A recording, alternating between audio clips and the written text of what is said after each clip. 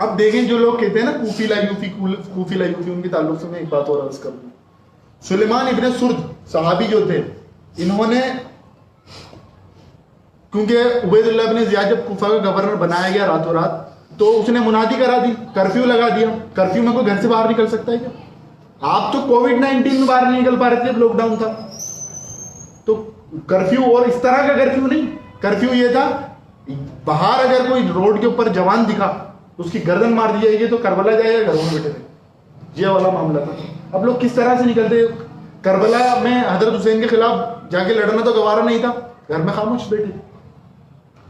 تو سلیمان ابن سرد صحابی، انہوں نے پھر اس کے بعد توابون کی تحریک، آپ سب جانتا ہوں کہ توابون کی تحریک کیا تھی. توابون کی تحریک یہ تھی، یہ اپنے ساتھیوں کو لے کے سلیمان ابن سرد صحابی رضی اللہ تعالیٰ عنہ، انہوں نے 4000 ساتھیوں کا اکٹھا کرا، 4000. اور اس کے بعد پہلے تو میدان کربلا میں جا کے امام حسین کی نماز جنازہ پڑھی، جنازے کی نماز. اور پھر اس کے بعد یہ عین الوردہ گئے اور عبید اللہ بن زیاد کی فوج سے، یزید کی فوج سے لڑے ہیں اور وہاں شہادت پائی ہے. یہ تھے. اور کوفی لایوفی جی نے کہتے ہیں نا، ان کے بعد کی تاریخ بھی تو پڑھے ہم. کوفی لایوفی کیسے تھے؟ انہوں نے تو اپنے آپ کو شہادت کے درجے پر پہنچا دیا صرف امام حسین سے محبت کے لیے. ان کے بارے میں ایک لمبی تاریخ ہے، میں وہاں یہاں عرض نہیں کروں گا. اس کے بعد ایک عظیم پرسنالٹی اور کھڑی ہوئی کوفہ کے اندر، مختار سقفی. ان کو لوگ کہتے ہیں کہ یہ قذاب ہیں، یہ انہوں نے دعوی نبوت کر لیا تھا. وہی میں آپ کو بتا رہا تھا نا کہ حکمرانوں کی لکھوائی ہوئی تاریخ جو تھی، اس وقت بنو امیہ کے سخت مخالف تھے وہ مختار سقفی. اب مختار سقفی کے خلاف کوئی پروپیگنڈا تو کرنا ہی ہے نا، جیسے آج اسلام کے خلاف ہو ہی رہا ہے. کہ جب آپ دیکھو گے کہ اسلام کو بدنام کرنے کی سب سے پہلی سازش کی ہوئی ٹیلی ویژن سے، کہ آپ دیکھیں گے ایک آدمی رومال ڈالے کھڑا ہوا ہے، اس کے ہاتھ میں AK-47 ہے اور پھر سجدے میں جا رہا نماز پڑھ رہا ہے.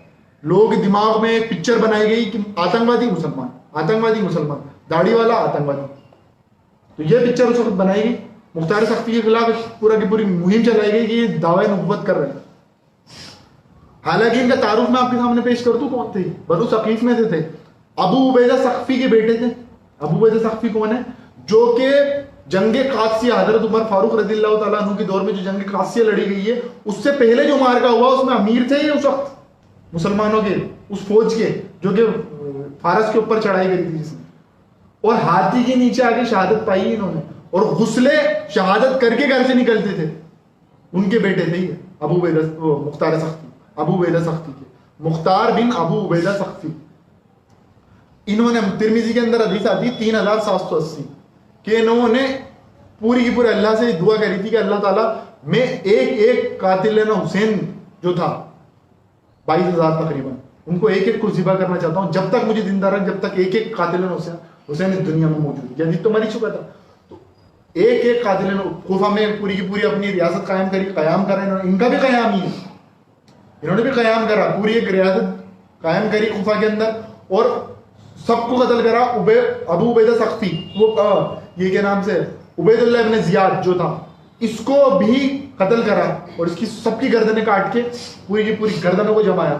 اور اس حدیث کے اندر جو میں نے آپ کا حوالہ دیا کہ لوگ دیکھتے ہیں وہ آیا وہ آیا وہ آیا، کیا دیکھتے ہیں کہ ایک سانپ ہے جو عبید اللہ ابن زیاد کی ناک میں سے ہوتے ہوئے کان میں سے ہوتا ہوا نکلتا. کئی مرتبہ یہ دہرا واقع یہ حدیث کے اندر آتا ہے. ہاں، ان کے تعلق سے ایک بات یہ کہی جاتی ہے کہ بنو ثقیف میں کذاب ہوگا اور ایک مبیر ہوگا. تو مبیر تو جو تھا حجاج ابن یوسف تھا، جس نے ابو عبداللہ ابن زبیر کو شہید کرا. لوگ کہتے ہیں کہ نام سے امام ترمذی کہتے ہیں کہ کہا جاتا ہے کہ وہ قذاب جو تھا وہ مختار تھا. تو کہا تو بہت کچھ جاتا ہے، نہ امام ترمذی نے اس کی سند بیان کری، بس لکھ دیا نیچے فٹ نوٹ پہ کہ کہا جاتا ہے. تو محدثین کا سب سے کمزور جملہ ہوتا ہے کہ کہا جاتا ہے. کہا تو بہت کچھ جاتا ہے.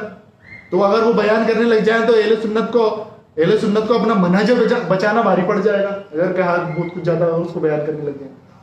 تو یہ تھے وہ، انہوں نے ایک ایک حسین کے قاتل کو قتل کرا ہے. پھر اس کے بعد ایک میں آپ کے سامنے جو لوگ یزید کی حمایتی بنے بیٹھ رہتے ہیں، یزید کا دفاع کرتے رہتے ہیں آخری حد تک، ان کے تعلق سے ابراہیم النخعی تابعی رحمۃ اللہ علیہ کا، کہ میں ان کا قول بھی آپ کے سامنے بیان کر رہا ہوں. طبرانی کے اندر ہے 2829. یہ کیا کہتے ہیں بتا، حالانکہ قاتل حسین کے اندر تو شامل ہی نہیں تھی، لیکن کیا کہتے ہیں بتا آپ کو، یہ کہتے ہیں بالفرض امیجن کرو اس بات کو، اگر میں قاتلین حسین کے اندر شامل بھی ہوتا, تھے تو نہیں, شامل بھی ہوتا, اور اللہ تبارک تعالیٰ آخرت میں مجھے بخش بھی دیتا اور میں جنت میں بھی چلا جاتا, تو بھی میں اللہ کے رسول علیہ السلام سے ان کو منہ کیسے دکھاتا؟ اللہ کے رسول کے مجھ سے یہ نہیں پوچھ لیتے کہ تو میرے اہل بیت کو شہید کرنے والوں میں تو تھا؟ یہ بات وہ لکھتے ہیں. اتنی سخت بات ہے, اس بات کو سمجھنا چاہیے. چھوٹا سا جملہ ہے لیکن بات سمجھنے والی یہ ہے کہ ہم کیوں یزید کی اس سرکش کی حمایت کرتے ہیں. اور جدید جو ہے اپنے آپ میں تو آگے آسمان سے بیٹھ نہیں گیا تھا, اس کو بٹھانے کے لیے پورا کا پورا ایک زمین تیار کری گئی تھی, ہموار کری گئی تھی, پھر وہ آگے بیٹھا. اب دیکھیں ہم اس کے بعد میں جلدی جلدی اس کو کور کر رہا ہوں. عبد الملک بن مروان, میں نے وہاں چھوڑا تھا, وہیں سے کور کر رہا ہوں. عبد الملک بن مروان جب یہ بادشاہ بنا, خلیفہ بنا, تو کتاب الحج مسلم کے اندر, مسلم کا جو چیپٹر ہے کتاب الحج, اس کے اندر یہ واقعہ آپ پورا پڑھ لیجئے گا. واقعہ ہررا کے بعد جب یزید نے خانہ کعبہ کے اوپر چڑھائی کری, جب سے لے کے عبد الملک بن مروان نے جو حملہ کرا, 9 سال کا دور رہا ہے, اور حضرت عبداللہ ابن زبیر کی خلافت قائم رہی ہے وہاں پر. کہاں پر؟ مکہ کے اندر اور آس پاس اطراف کے اندر 9 سال انہوں نے وہاں پر خلافت رکھی, قائم کری. اب جو ہے عبد الملک بن مروان سے پہلے اس کے باپ مروان ابن حکم نے بھی کرے کوشش, یزید نے بھی کری تھی. بہرحال عبد الملک بن مروان نے حجاج ابن یوسف مبیر, جس کے تعلق سے میں نے بتا دیا کہ اسماء بنت ابو بکر رضی اللہ تعالیٰ عنہ, وہ بیان کرتی ہیں کہ بنو ثقیف کے اندر ایک کذاب اور ایک مبیر ہوگا. کذاب کو تو ہم دیکھ چکے ہیں حجاج, اور مبیر ظالم تو ہے. اسی حدیث کے اندر آ جائے گی مسلم کتاب الحج چیپٹر کے اندر. ان کے اوپر حملہ کرا گیا اور خانہ کعبہ کی دیوار تک شہید ہو گئی, توڑ دی گئی. یہ دیکھیں آپ, اس نے کروایا عبد الملک بن مروان نے, بنو امیہ کی. اور یہ حجاج ابن یوسف کون تھا تو یہ بنو ثقیف سے, لیکن تھا امیہ پارٹی کے اندر. امیہ جماعت تھی نا جو, بنو امیہ, اس کے اندر تھا. اور یہ تھا عبد الملک بن مروان کا سیدھا ہاتھ, رائٹ ہینڈ. اس نے خانہ کعبہ کو شہید بھی کرا, اس کی دیوار کو بھی توڑ دیا, اور اس کے بعد عبداللہ ابن زبیر رضی اللہ تعالیٰ عنہ ان کو شہید بھی کرا. ان کی لاش کو خانہ کعبہ کے گیٹ کے اوپر ٹانگ دیا اور کہا اس سے عبرت حاصل کرو. اور یہ عبداللہ ابن زبیر کون تھا آپ کو معلوم؟ یہ وہ صحابی رسول ہیں جو کہ جب مسلمان مائگریٹ, ہجرت کر کے مدینہ گئے ہیں, اور یہودیوں نے یہ پروپیگنڈا کرا کہ ہم نے تو منادی کرا دی ان کے اوپر ایک جادو کر دیا کہ اب ان کی کوئی اولاد نہیں ہوگی. سب سے پہلے جو اولاد پیدا ہوئی ہے, بخاری کے اندر آتا ہے کہ وہ عبداللہ ابن زبیر تھے. اور بخاری کے اندر یہ بھی آتا ہے کہ اللہ کے رسول نے اپنے منہ سے خود گھٹی ان کو دی تھی. صحابی رسول تھے, ان کے باپ عشرہ مبشرہ میں سے ہیں, اور ان کو گیٹ پہ ان کی لاش لٹکا دی جاتی ہے اور کہا جاتا ہے کہ آپ لوگوں کے لیے عبرت ہے, جو ہم سے بغاوت کرے گا اس کے لیے. یہ تھے بادشاہ. پھر یہ کہتے ہیں پھر یہ حجاج ابن یوسف کہتا اپنے فوجیوں سے, اس کا حال بہت برا ہوا, کینسر سے مرا بعد میں. وہ ایک بہت لمبی ہسٹری ہے. اس نے پھر اپنے فوجیوں سے کہا کہ جاؤ اسما کون؟ اسما بنت ابو بکر رضی اللہ تعالیٰ عنہ, ان کو کہتا ہے کہ اس کو لاؤ پکڑ کے, اگر نہیں آؤ تو اس کو بالوں کے بل پکڑ کر گھسیٹتے ہوئے لے کے آؤ. یہ دیکھیں کس کے بارے میں کہہ رہا ہے, حجاج بن یوسف. یہ اور ہو گیا تھا صحابیات کا اور صحابہ کا یہ رتبہ رہ گیا تھا اس وقت. تو یہ قیامت تھی ساری کی ساری جس کے لیے حضرت حسین کھڑے تھے. ان کا تو ویژن بہت تیز تھا, وہ جانتے تھے آنے والے ٹائم میں کیا ہونے والا ہے, اس لیے قیام کرا تھا امام حسین نے. تو اسما بنت ابی بکر کے پاس ہی جاتے ہیں فوجی, اور وہ کہتے ہیں کہ نام سے آپ کو بلایا گیا اور وہی کہا گیا اور آپ نہیں آئیں گی تو آپ کو بالوں سے کے بل گھسیٹتے ہوئے لے جانے کا حکم دیا گیا.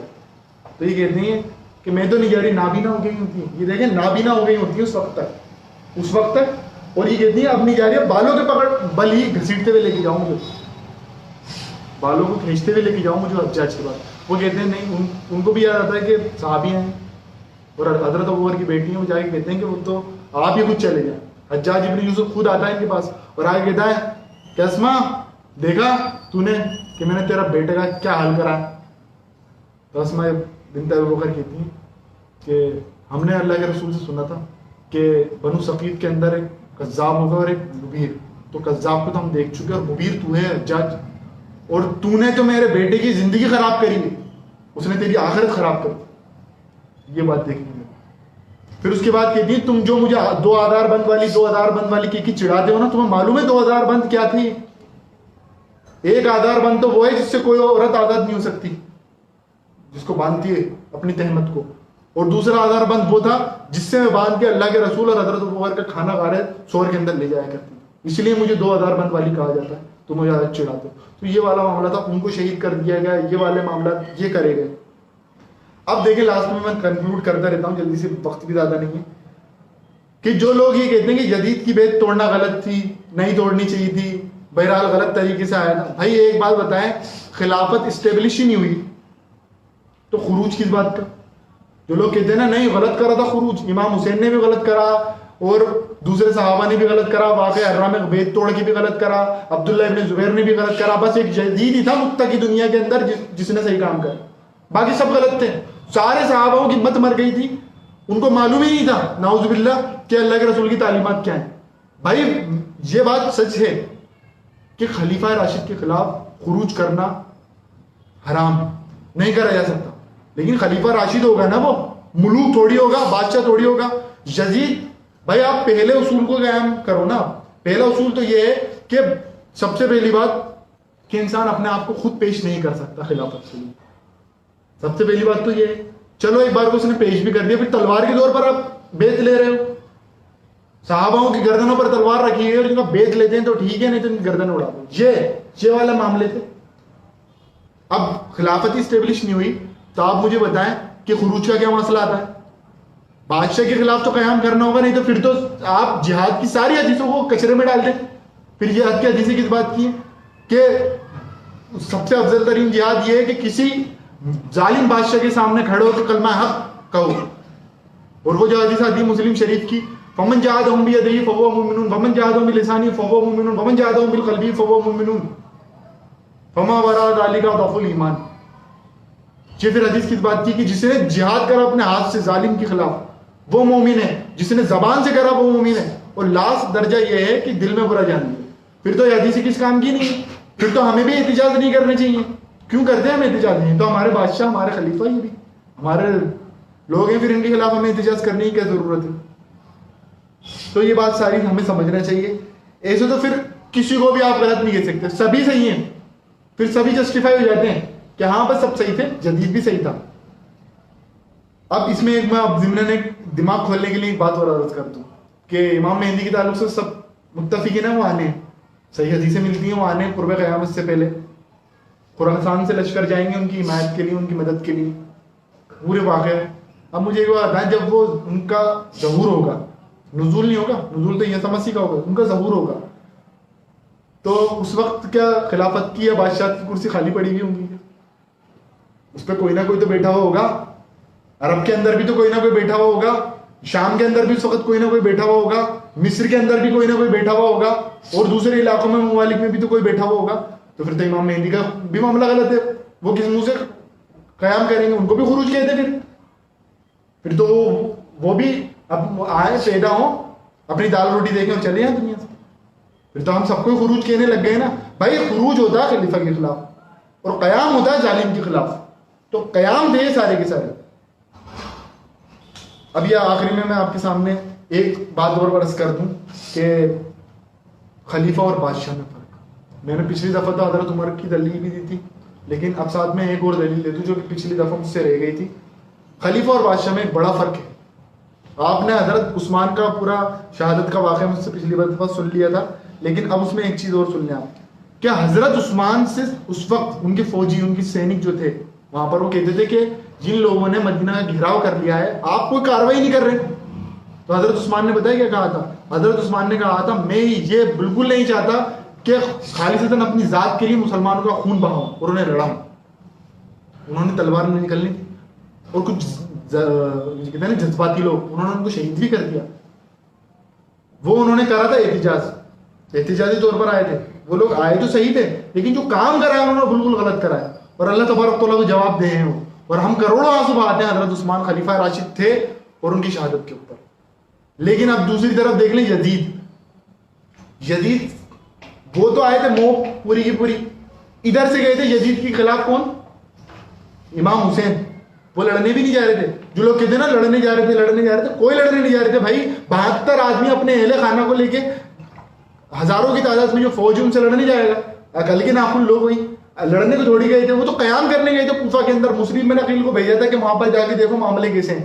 پھر جب وہ نعمان ابن بشیر وہاں کے گورنر تھا تو ان کی سرکردگی میں وہ انہوں نے کہا کہ ان کی رہنمائی میں وہاں پر ایک تحریک برپا کرنا چاہ رہے تھے. پھر امام حسین بھی یہاں سے نکلے تھے. پھر وہ معاملہ اچانک ہو گیا کہ راتوں رات عبید اللہ بن زیاد وہاں کا گورنر بن گیا. تو یزید نے کیا کرا آپ دیکھیں, لڑنے تو گئے نہیں تھے. یزید نے کیا کرا, یزید نے ان کو شہید کر دیا. خلیفہ اور بادشاہ میں بنیادی فرق یہ دیکھ لیں, خلیفہ اپنی ذات کے لیے تلوار نہیں نکالتا, اور بادشاہ جو ہوتا ہے نا اس کے خلاف آپ لکھ دیں